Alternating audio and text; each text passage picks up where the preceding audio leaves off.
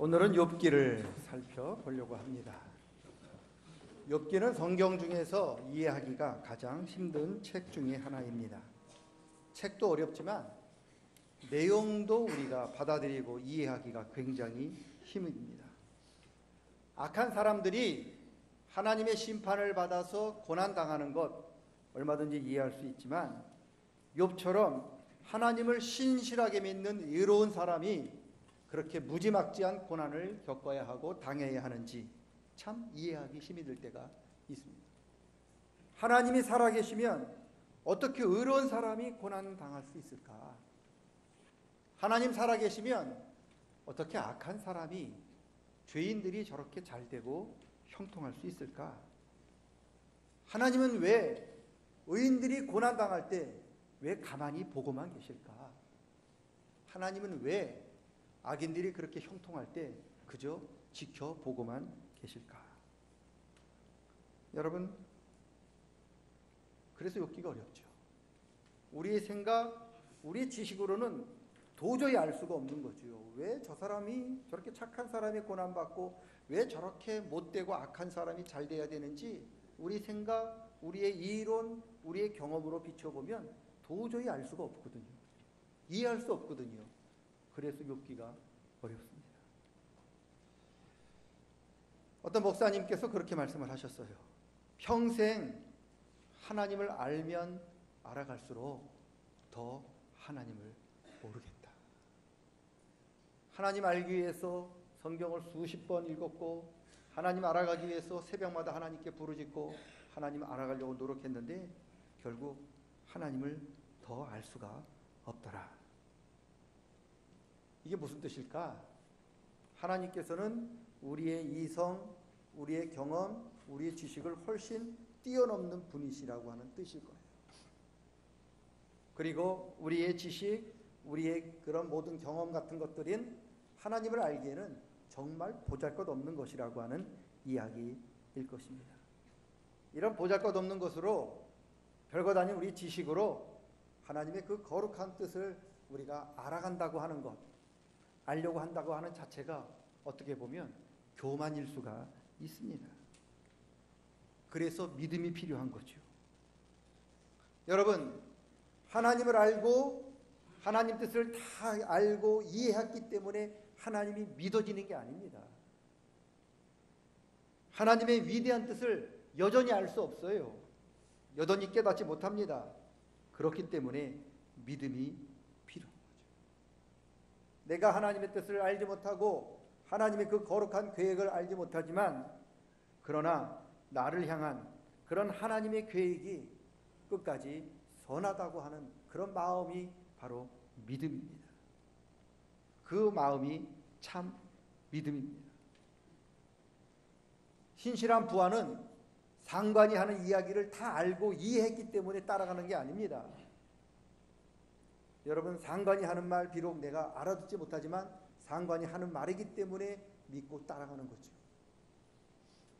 예수님께 칭찬듣는 백부장이 있잖아요. 백부장이 예수님께 나와서 뭐라고 이야기합니까? 예수님, 나도 내 밑에 부하가 있어서 그 부하한테 가라 하면 그 부하가 가고 그 부하한테 와라 하면 부하가 옵니다. 부하가 상사가 왜 오라고 하는지, 상사가 왜 가라고 하는지 알 수 없을 때가 있거든요. 그럼에도 불구하고 그가 부하기 때문에, 상관을 믿기 때문에 오라 하면 오고 가라 하면 간다는 거예요. 그러면서 예수님께 뭐라고 이야기하느냐? 마찬가지로 예수님께서 나에게 말씀만 하시면 예수님 말씀하신 대로 그대로 다 이루게 될 줄로 믿습니다. 그렇게 이야기한 거죠. 백부장이 다 알아서 예수님을 믿는 게 아닙니다. 예수님의 의도를 다 깨달아서 백부장이 예수님을 믿는 게 아니에요. 모르지만 그래도 주님 믿겠다는 거죠. 그러자 예수님께서 깜짝 놀라시면서 내가 온 이스라엘을 두루 다녀보았지만 이렇게 믿음 좋은 사람을 만나보지 못했다. 칭찬하셨습니다. 여러분, 그게 믿음이죠. 몰라도 이해할 수 없어도 하나님이시기 때문에, 하나님 말씀이기 때문에 붙잡는 게 믿음입니다. 저와 여러분 가운데 이런 믿음이 있기를 축원합니다. 이런 믿음이 욥기예요.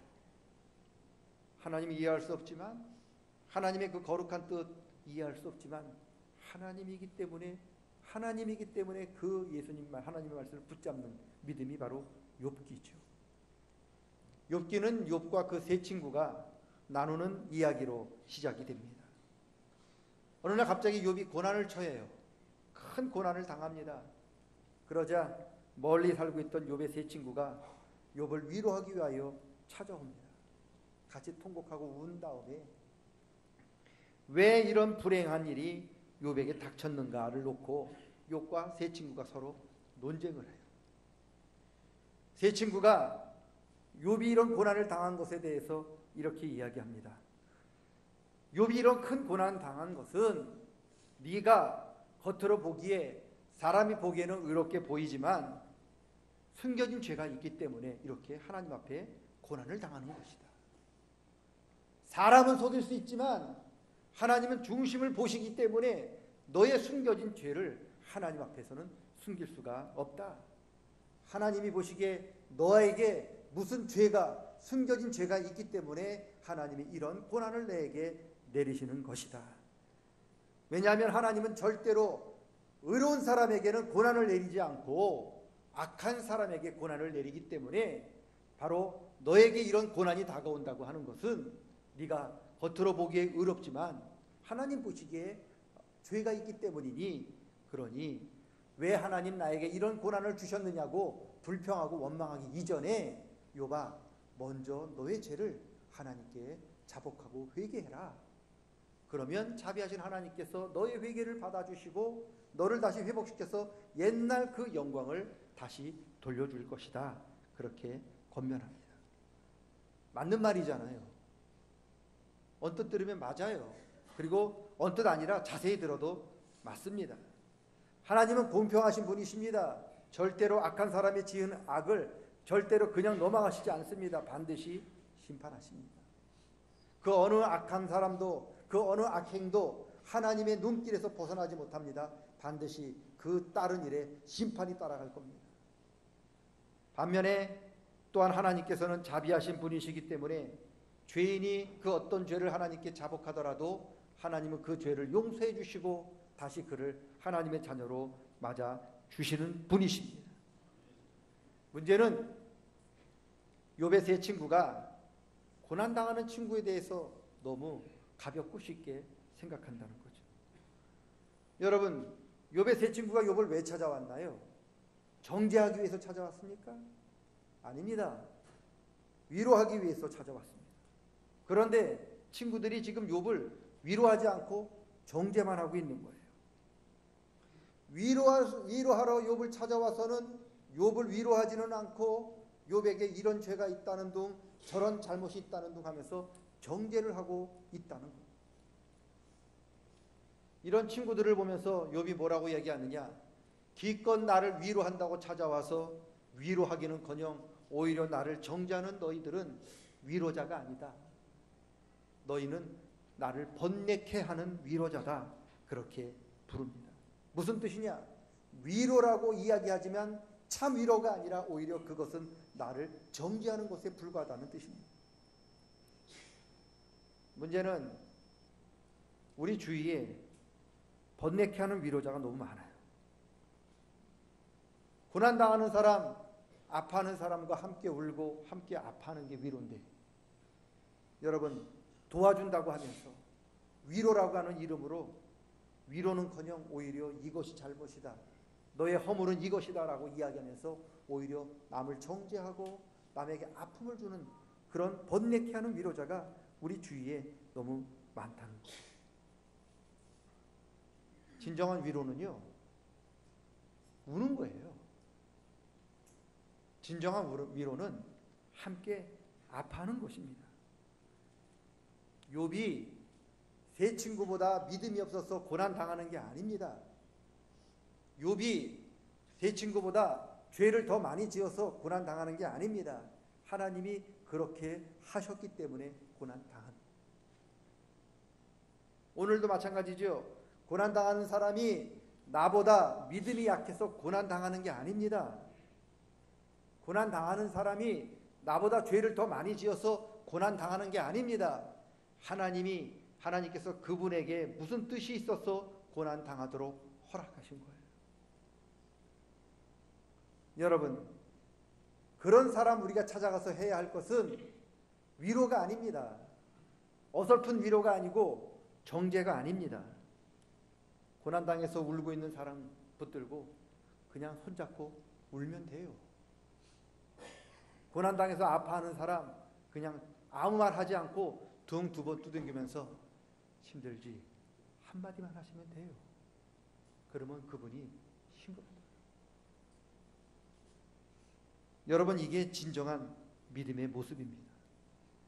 비록 그 사람이 죄를 지었다 하더라도 그 사람을 심판하시는 분은, 그 사람을 정죄할 수 있는 권한은 우리가 아닙니다. 우리는 그런 권한 없어요. 오직 하나님께서 하시는 일이죠. 정죄를 하시던 그 사람에게 복을 내려주시던 그것은 하나님의 일이니 하나님께 맡기시면 되고요. 우리가 하는 일은 우리가 할 수 있는 일을 해야죠. 우리가 할 수 있는 일이 뭡니까? 그 사람 손 붙들고 눈물을 흘리는 거죠. 그분 손 붙들고 같이 마음 아파하는 겁니다. 그게 믿음이라는 거예요. 저와 여러분이 번뇌케 하는 위로자가 아닌 참 위로자가 되실 수 있기를 축원합니다. 그래서 힘들어요. 여러분, 번뇌케 위로하는 것은 참 쉬워요. 너 이거 잘못해. 너 이거 고쳐야 돼. 너 이거 보니까 이게 문제야. 그렇게 이야기하기는 쉽지만 여러분, 그게 그 사람의 위로가 아닙니다. 아무 말 하지 않아도 됩니다. 그저 그분 손들고 붙잡고 이야기합니다. 어느 신학교 교수님 외동딸이 돌아가셨거든요. 아주 유명한 신학교 교수님인데 외동딸이 돌아가셨는데 제일 화가 날 때가 언제냐? 장례 예배를 드리는데 성도들이 찾아와서 위로라고 따님이 이제 하나님 나라 가셨을 거라고 그렇게 이야기할 때 뺨을 때리고 싶었대요. 그걸 무슨 위로라고 하냐? 나는 지금 딸을 잃어서 너무 마음이 아픈데 성도들이 와서 한다 보니까 더 좋은 데 갔으니 그런 이야기를 하더라는 거죠. 그러면서 제일 고마운 사람이 누구냐? 가만히 안아주면서 아무 말 안 하고 등 두 번 두들겨 준 사람이 자기에게 가장 힘이 됐다고 그분이 그렇게 간증을 하셨어요. 아무 말 하지 마세요.